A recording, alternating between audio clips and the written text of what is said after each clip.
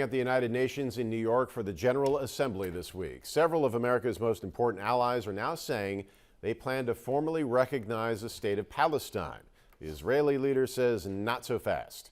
ABC's Nicole D'Antonio has the details. This morning, some of America's closest allies are parting ways with President Trump and Israel over the war in Gaza.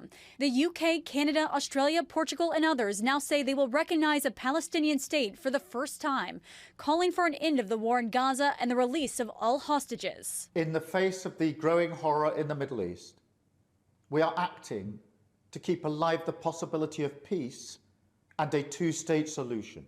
Israeli Prime Minister Benjamin Netanyahu slamming the move, calling it a reward for terrorism, going on to say bluntly, it will not happen. A Palestinian state will not be established west of the Jordan River.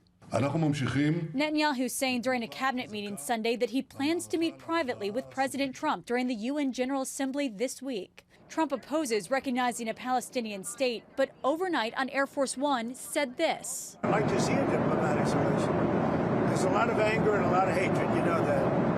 And there has been for a lot of years. This is not something new, but hopefully we'll get something new. We're studying Gaza and dealing with Gaza very strongly. That's a real mess. The UN General Assembly voted to allow the president of Palestine to address the gathering of world leaders. His speech will happen virtually after the Trump administration declined to grant him a visa. As President Trump gets set to address hundreds of world leaders at the UN General Assembly on Tuesday, law enforcement is rethinking and expanding security. ABC News joining NYPD counterterrorism officers as they patrolled the streets near the UN headquarters in New York and saw the hundreds of armored SUVs used to shuttle dignitaries around the city. It's a lot of cars. Yeah.